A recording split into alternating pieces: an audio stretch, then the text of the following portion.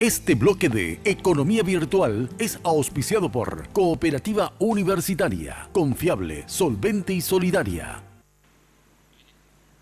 Buenas noches, es así como lo anunciaba Ernesto, estamos hoy con el presidente del Banco Regional, el doctor Raúl Vera Abogado. Ciertamente fue presidente del Banco Central del Paraguay, fue ministro, es economista, estuvo por organismos financieros multilaterales, y qué mejor que hablar con él sobre la economía, que es dinámica, y el mercado quiere saber qué es lo que nos espera. Doctor Raúl Vera Abogado, buenas noches, gracias por aceptar la invitación. Muchas gracias, Horacio, un placer y gracias por la invitación.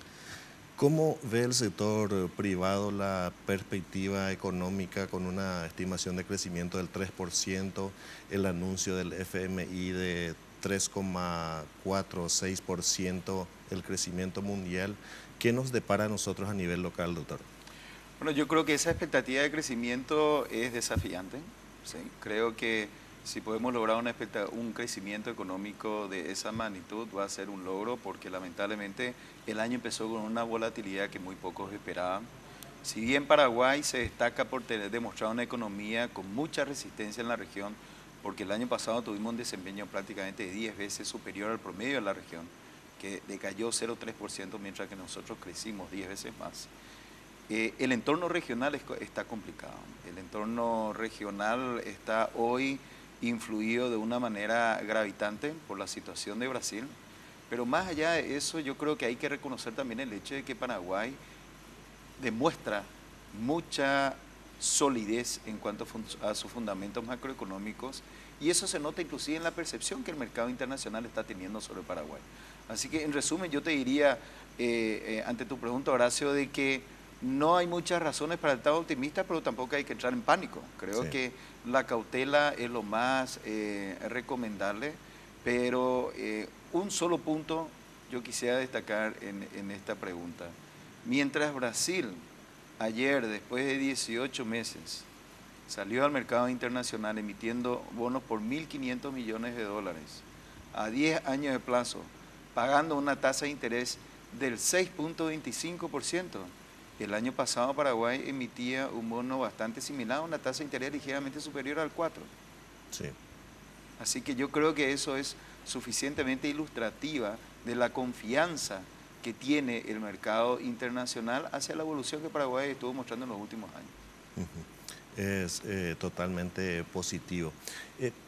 Sin lugar a dudas, la incidencia del sector agrícola es grande, y de hecho hemos conocido entre ayer y hoy los indicadores del Banco Central de Paraguay, el indicador mensual de la actividad económica y una desaceleración. Sin embargo, hay expectativas favorables con respecto a la carne, doctor.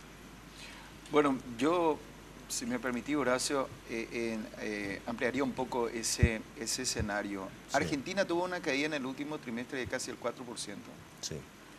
Brasil, algunas estimaciones hablan de que podría caer en torno al 4% de vuelta en el 2016, mientras que, de acuerdo al indicador mensual de actividad económica, en enero Paraguay tuvo un dinamismo del 1,8% del Producto Interno Bruto. Sí. Ciertamente ese dinamismo es bajo con respecto a otros promedios que vimos en años anteriores. Es una situación radicalmente diferente que otros países de la región. Yo creo que el PIB agrícola de este año le ha dado un impulso a la economía. Hoy, en marzo, muchos estamos más optimistas del comportamiento del PIB agrícola de lo que estábamos en el mes de enero, porque en el mes de enero fue de público conocimiento el impacto que la sequía estaba teniendo en el principal rubro agrícola, que es la soja.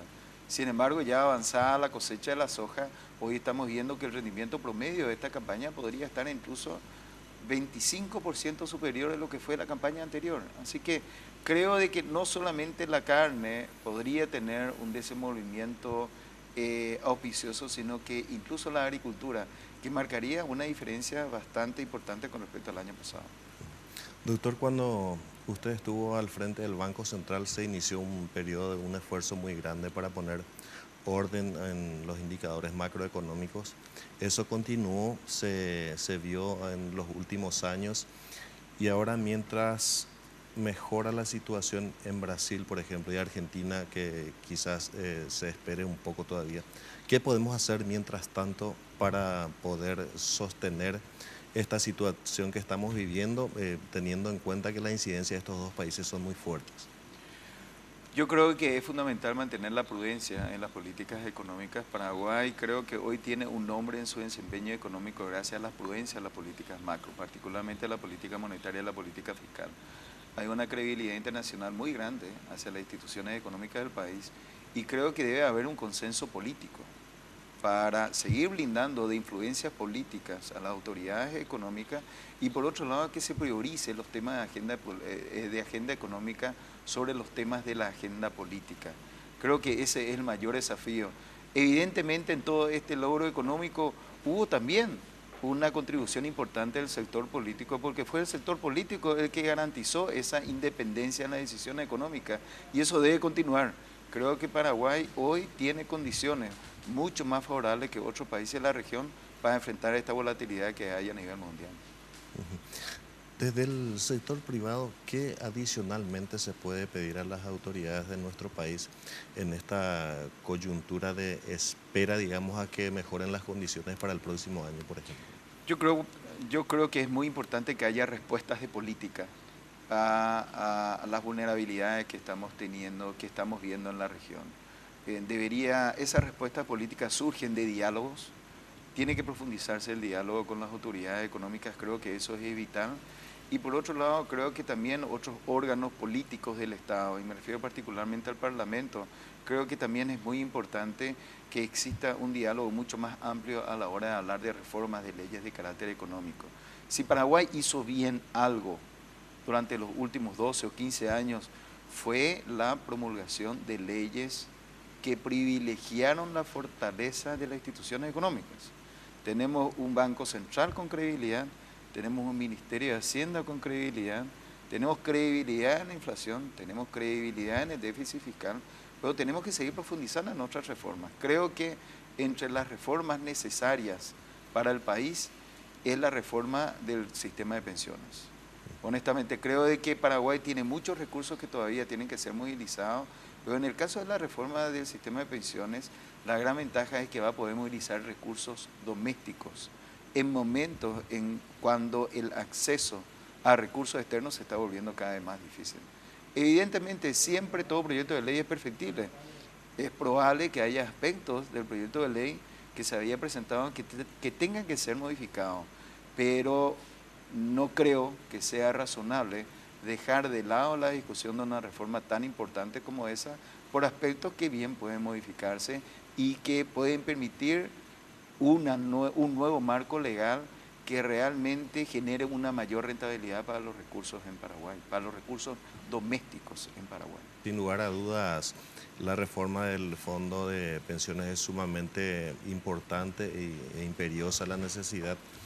Pero antes de esa reforma, previamente tuvimos novedades interesantes desde el año pasado, las inversiones que canaliza, Sí. por ejemplo, el Instituto de Previsión Social. ¿Cómo se ve esto desde el sector empresarial? Yo creo que, desde mi punto de vista, la iniciativa que está teniendo el Instituto de Previsión Social para movilizar sus recursos es muy interesante. Creo que están buscando de una manera bastante innovadora mecanismos para dar mayor rentabilidad no solamente a los fondos previsionales, sino que también para generar nuevos recursos para el financiamiento de actividades que pueden sostener un nivel de actividad económica. A modo de ejemplo, esta iniciativa que se está teniendo para el financiamiento de viviendas, desde mi punto de vista personal, es muy buena. Yo creo que es ampliamente aceptada la noción de que la inversión en el sector de la construcción tiene un efecto multiplicador muy interesante. Y en la medida en que puedan existir nuevos instrumentos financieros que permitan el acceso a la vivienda de personas que anteriormente y por diversas razones no lo podían tener, yo creo que es una actitud muy loable. Pero, insisto, creo de que lo importante es movilizar recursos de otras entidades de pensión también, bajo un marco regulatorio que defina condiciones prudenciales para su gestión. Hoy no existe un marco regulatorio para la gestión de los fondos de pensión y creo que eso es muy necesario. Por otro lado, doctor, en los últimos meses hemos tenido por factores climatológicos algunas adversidades en sectores de la economía, agricultura, ganadería, y se han tomado medidas desde el Banco Central para ayudar desde el sistema financiero a estos sectores muy importantes. Actualmente, ¿cómo están estos sectores que son motores muy representativos para nuestra economía después de esas medidas y algunas conversaciones y acomodos que tuvieron con el sistema? Bueno, yo creo que el sistema financiero privado hizo el gasto para apoyar a los sectores productivos, especialmente vinculados a los agronegocios ante una coyuntura internacional en donde hoy existe una tendencia bastante sostenible de reducción de precios, o sea, sostenida de reducción de precios. Y yo quisiera enfatizar de que el apoyo vino del sistema financiero privado. El sistema financiero privado estuvo a la altura de la necesidad del sector agronegocio porque estaba adecuadamente capitalizado y contaba con buenos márgenes de liquidez. Y creo de que el año 2015 se salvó una situación que podría haber sido bastante dramática porque los productores de soja estaban recibiendo aproximadamente $200 menos por cada tonelada. Yo creo que fue interesante la medida del Banco Central, pero creo de que la oportunidad podría haber sido mejor. Y creo de que es en ese punto al que me refiero, que tiene que haber un mayor diálogo de políticas. Creo que existe espacio para un mayor diálogo entre las instituciones del sistema financiero y las autoridades económicas, y creo que es en eso lo que tenemos que trabajar. Tenemos la probabilidad de que se apruebe una nueva ley de bancos, se va a discutir próximamente una nueva ley del Banco Central, hay reformas económicas importantes en curso y creo que la mejor manera de asegurar una efectiva implementación es que esas reformas se basen en el diálogo. Insisto, creo que hay una confianza muy alta hacia las autoridades económicas, pero el diálogo para la definición de políticas es vital para que sean efectivas en su implementación, porque si las políticas son aprobadas en un ambiente controversial, su efectividad es muy dudosa. Sin lugar a dudas, el diálogo es sumamente relevante en este tipo de cuestiones, y un ejemplo es el caso de la modificación de la ley de tarjetas de crédito, la reducción por ley de tasas de interés, que si bien tenía un objetivo interesante para beneficiar al consumidor, terminó perjudicando a los buenos pagadores de tarjetas y que saben aprovechar las promociones. Ojalá que ese diálogo que faltó en ese punto se dé en el caso de la actualización de la ley de bancos, doctor. Sí, yo creo que hoy la ley de bancos que se está discutiendo con el texto que fue modificado por diputados tiene un amplio consenso. Es una opinión muy personal. Con respecto a las tarjetas de crédito, evidentemente en mi opinión va a ser considerada sesgada porque estoy vinculado directamente con el sistema bancario, pero creo de que no se midieron adecuadamente las consecuencias de una ley que lamentablemente trató de solucionar una distorsión creando otra. Yo creo que también todos tenemos que reconocer que había distorsiones que se tenían que corregir. Evidentemente, eso no se puede tapar. Y creo que hace a la credibilidad del sistema financiero reconocer de que no hubo suficiente capacidad para una autorregulación. Pero una cosa es decir eso, pero otra cosa es no alertar los efectos perniciosos que una ley intervencionista como esta pueda tener en un instrumento financiero. En el caso de las tarjetas de crédito, hace 6 meses atrás, era más barato ir al supermercado y comprar con tarjeta de crédito que con dinero en efectivo. Sí. Y lamentablemente eso se perdió hace 4 meses. Yes. Y se nota un menor dinamismo en la facturación de las tarjetas de crédito, al punto de que hay algunas instituciones que hablan de que la facturación en las tarjetas de crédito cayeron 25%. Y esa facturación es la que incide directamente en aquellas, digamos, en las pequeñas casas comerciales, en ciertos servicios, y creo que se tiene que tomar eso en cuenta, se tiene que evaluar para discutir cuál debe ser el cambio que esta ley debe tener para que esa reforma realmente sea efectiva.